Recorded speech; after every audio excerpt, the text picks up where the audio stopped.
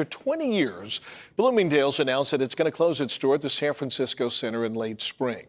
The center along Market Street has seen a number of major tenants leave the mall over the years.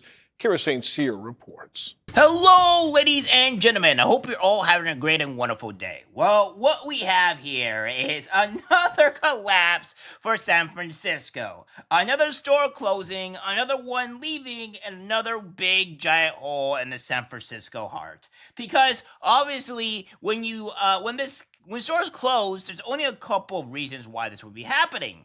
It's either the store is just, going out of business, going bankrupt, etc. This is probably one of the reasons. But then there's the second reason. Crime. And unfortunately for San Francisco, they can't seem to be escaping the crime, even though with a new mayor. So we're going to see on how this plays out. But of course, the residents here are not very happy. They're upset that this is happening because their great mall that is there is now closing.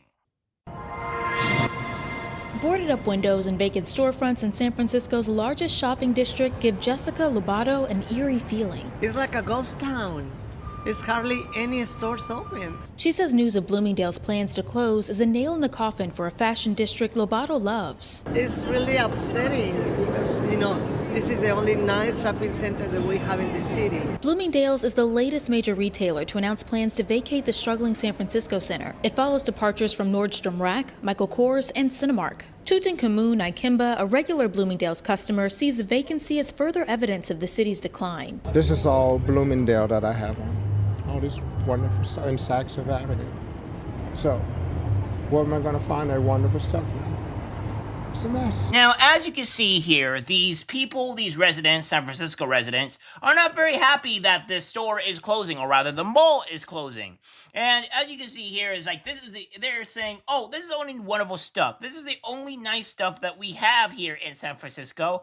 What am I going to do about it? Well, let me remind you guys that Bloomingdale's is not a cheap store. It is not a store that you would normally go to because, well, it's expensive as hell. Like, look at this stuff. Some of this stuff is $100 to $200 to $100. Some of it is down by about 20%, give or take, or 50% off, and it's still closer to the $100 to $100 range, to almost the $200 range. So, like, I don't know what else to tell you, but I'm not buying clothes that are going to be costing $100+. I'm not insane unless I'm buying a suit.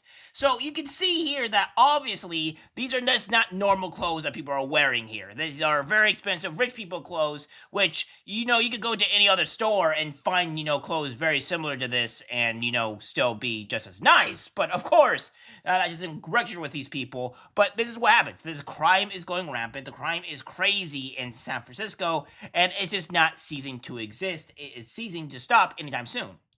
Grand Vicky, Mayor Daniel Lurie says this is part of a bigger retail trend happening nationwide. It's certainly been true at San Francisco's Center Mall, where we've seen closures with stores like Anthropologie, Nordstrom, and now Bloomingdale's. Yeah, due to the crime that is happening, we have recovered these stores that have closed on this channel before, but with the ones that have English here has closed are Anthropologie, Nordstrom, and now Bloomingdale. So you can see a sweeping amount of stores, or malls rather, being closed in San Francisco. And of course, these are not the only things that have closed in San Francisco. These are just some of the bigger malls that have closed in San Francisco, and it's having an actual impact. The store has been in the city for nearly 2 decades, and a representative sent a statement leaving the door open for future opportunities, saying, quote, "We are hopeful to be back to serve the San Francisco community in the future and look forward to introducing new ways to provide enhanced service to our loyal local shoppers." The closure got the attention of Mayor Daniel Lurie, who made campaign promises to bring more businesses to San Francisco's downtown. His statement saying, quote, "We don't take this news lightly, but I am confident San Francisco's best days are ahead.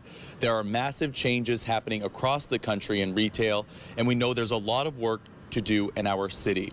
Although the closure is disappointing, I'm energized every day by businesses of all sizes opening and growing in our city. San Francisco has green shoots everywhere, and we continue to work towards the revitalization of the city. Yeah, so San Francisco is not doing good. It's closing and is a problem and what have you. Of course, this is also to one of the more famous things that are happening here that happened in San Francisco, which we covered, was San Francisco's dying Westfield Mall loses $1 billion in value in 7 years and is now worth just $290 million as tourists are filmed wandering crime-ridden cities shuttered downtown. So yeah, it's not good, right? Like, this is a huge issue with San Francisco and a lot of these liberal places where crime is up.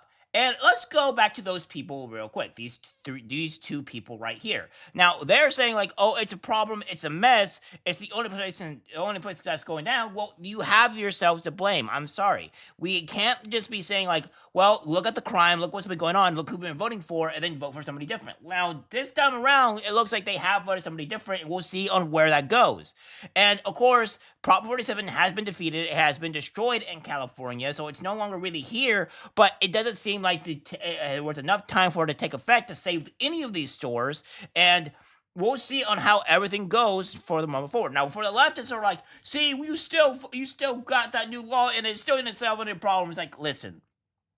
There has been, for over 4 to 5 years, give or take, in California, we have had these stores where they have simply been crime-ridden for so long that even if you put into law, you would have to still have time for the law and everything to come and take in place before it even happened. It's the same thing with you leftists saying, "Oh, well, what about the food?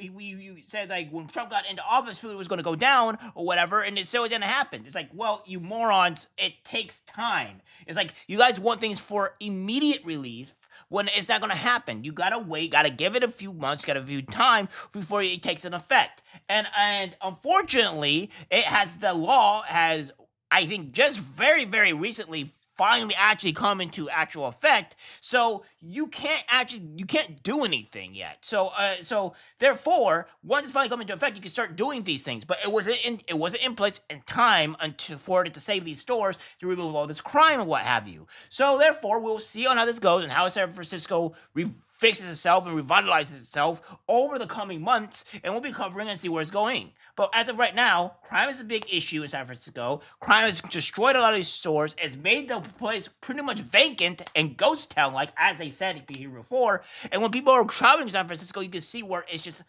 a wasteland, ghost. So this is the cause of all the people voting the wrong way. Now let's hope that the new mayor and everybody comes to forth and fixes this problem.